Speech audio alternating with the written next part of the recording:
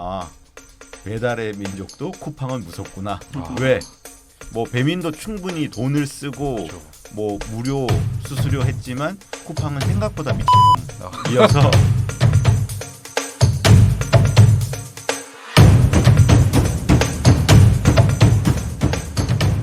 참 좋겠다. 4.8조. 4.8조 네, 매각 대금이 4.8조고 그중에 87%를 이제 맞습니다. 투자사들이 네. 이제 팔게 되면 누군가는 아주 큰 돈, 큰 딜이어서 뭐 일단은 해외에 비해서 국내 스타트업들이 뭐 M&A 되거나 뭐 상장이 되거나 이런 엑시트하는 경우가 사실 그렇게까지 많지는 않은데 이 정도 규모에서 IPO 없이 뭐 큰 금액으로 엑시트 하게 된 게 일단은 좋은 모양새인 것 같고요. 예. 다만 공정위에서 저 결합 심사를 그대로 해줄 것인가, 그걸 어떻게 풀어낼 건가. 왜냐하면 그렇죠. 2, 3위 업체가 1위를 인수한 거기 때문에 네. 무조건 독과점하면 일단 걸릴 텐데 그거를 그렇죠. 배달 기준으로만 볼 건지 아니면 요식업 전체로 봐서 그렇게 보면 사실은 뭐 독과점에 걸릴 일은 없겠지만 배달만 놓고 보면 분명히 걸리는 건 맞거든요.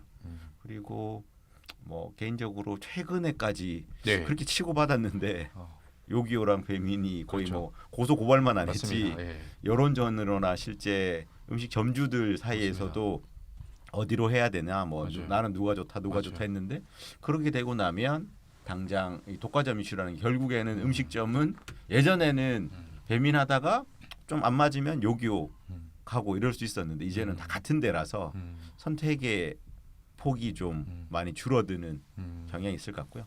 뭐 쿠팡이 반사이익을 얻을지 쿠팡 이츠 말씀하시는 예, 거죠. 반사이익을 네. 얻을지 아니면 1, 2, 3위가 합쳐지면서 아예 그냥 쿠팡이 초기 시도 단계에서 이제 컷 당할지 또 사실은 관전 포인트일 예. 것 같습니다. 배달의 민족이 그렇게까지 뭐 다른 데서 네. 시장 진입하거나 했을 때 크게 반응을 안 하다가 그렇죠. 쿠팡 이츠가 했을 쿠팡 이츠 했을 때. 때부터는 네. 이제 고소 고발이나 맞아요. 뭐 여론전이나 여러 가지 대응을 아주 적극적으로 맞습니다. 했었단 말이죠. 네네. 그렇게 봤을 때 저 개인적으로는 배달의 민족도 쿠팡은 무섭구나. 왜?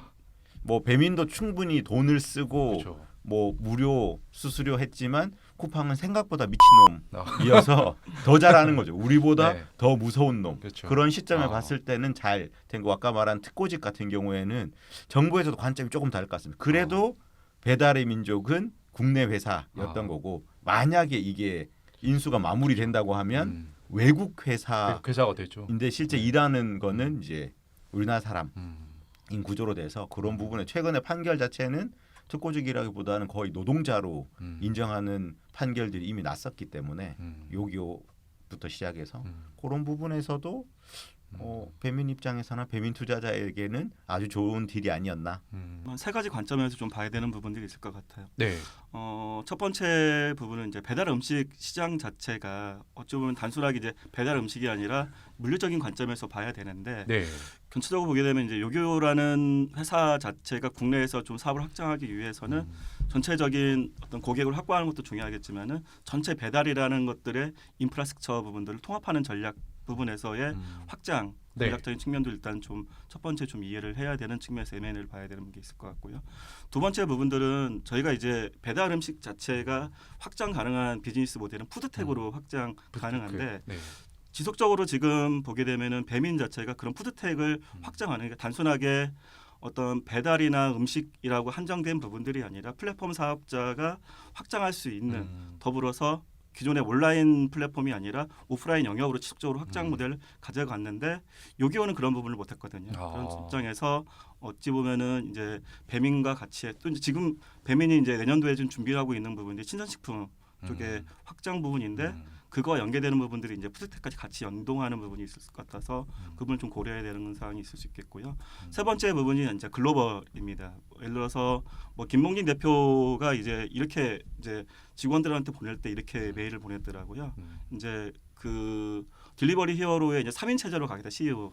근데 예. 그렇게 된다 그러면은 김봉진 대표가 맞는 것들은 아시아권. 근데 현재의 중국을 제외하고의 네. 뭐 딜리버리 히어로가 여러 아시아 지역에 되어 있지만은 충분히 확장 가능할 부분들, 뭐 네네. 딜리버리 히어로가 가지고 있는 자금력, 그다음에 뭐 배민이 가지고 있는 노하우, 뭐 이런 것들을 결합한다 그러면은 근데 또 아시아 시장을 좀 장악을 한다 그러면은 그 앞서서 이제 얘기했던 단순하게 배달의 민족이 배달이 아니라 아까 뭐 물류부터 시작을 해서 또 푸드테크까지 확장할 수 있는 여러 가지 확장 가능성인 네. 부분이 있기 때문에 어찌 보면은 뭐 이렇게도 봐야 되지 않을까. 예를 들어서 뭐 알리바바가 있듯이 좀 그런 걸 좀 지향할 수도 있다.